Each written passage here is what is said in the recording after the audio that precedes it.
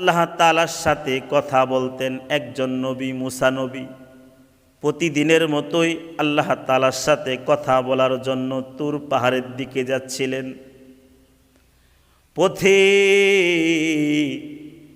আল্লাহর এক আশেককে দেখতে পেলেন। পয়গম্বর মুসা আলাইহিস সালাতু ওয়াস সালাম লক্ষ্য করে দেখলেন ওই আশেক বান্দার শরীরের মধ্যে অসংখ্য বল্লা, মৌমাছির ন্যায় বিষাক্ত পোকা তাকে অনবরত হুর ফুটাচ্ছে, দংশন করতেছে, কামড়াইতেছে। পয়গম্বর মুসা আলাইহিস সালাতু ওয়াস সালাম সেই আশেক বান্দাকে জিজ্ঞাসা করলেন, এত কষ্টের মাঝেও তুমি আল্লাহ তাআলার কোন নিয়ামতের শুকর উচ্চারণ করছো?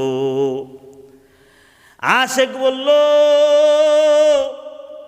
আমি বল্লার নিয়ামতের শুকর উচ্চারণ করছি, কারণ এই বল্লাগুলো আমাকে দংশন করার ফলে, আমাকে কামড় দেওয়ার ফলে ঘুম আমাকে আক্রান্ত করতে পারে নাই, অলসতা আমাকে গ্রাস করতে পারে নাই।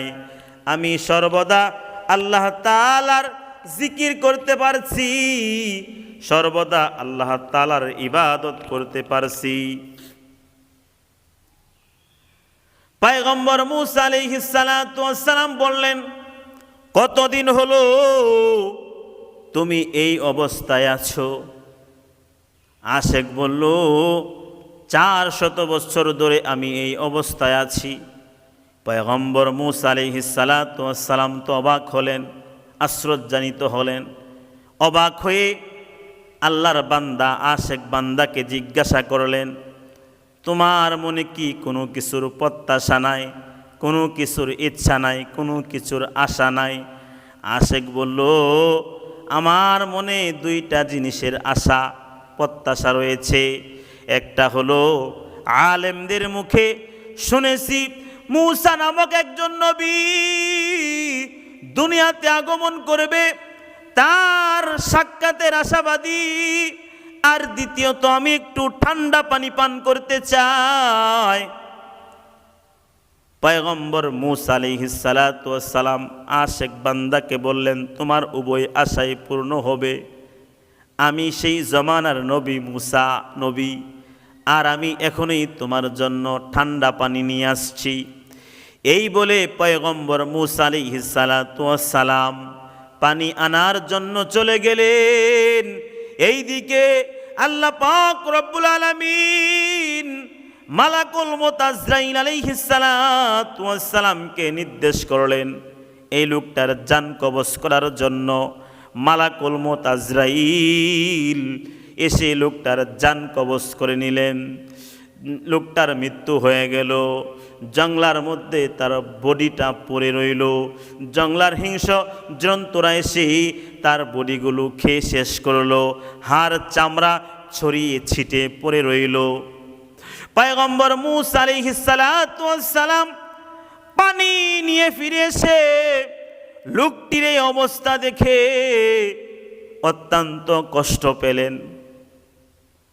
পয়গম্বর মুসা আলাইহিস সালাতু ওয়াস সালাম মনে মনে আল্লাহ রব্বুল আলামিনের দরবারে ফরিয়াদ করলেন, হে মালিক, এটা তোমার কেমন কাজ হলো? তুমি যদি তোমার নেককার বান্দাদের সাথে এই রূপ আচরণ করো, তাহলে না জানি তুমি তোমার দুশমন বান্দাদের সাথে কিরূপ আচরণ করবা। আল্লাহ রব্বুল আলামিন ইলহামের মাধ্যমে জবাব দিলেন, হে মুসা, আমি এই লোকটির সাথে আদৌ এই রূপ আচরণ করতাম না। কেন করেছি জানো? কেন করেছি জানো? এই লোকটিকে আমি 400 বছর তার খাবারের ব্যবস্থা করেছি। 400 বছর ধরে আমি তাকে পানি পান করাইতেছি।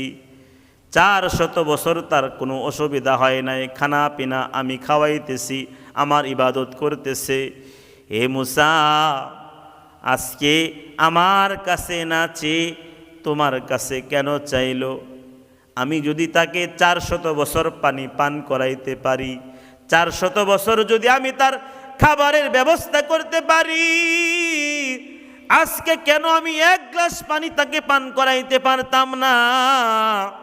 হে মুসা, এটা আমার পছন্দ নয় যে আমার বান্দা আমার কাছে না চেয়ে অন্যের কাছে চাইবে। নিশ্চয় এর মধ্যে শিরিকের দুর্গন্ধ রয়েছে। ইন্নাশ শিরকা লাযুলমুন আযীম, নিশ্চয় শিরিক হলো জুলুম, শিরিক হলো অন্যায়। শিরিকের গুনাহ আল্লাহ পাক রব্বুল আলামিন কখনো ক্ষমা করেন না।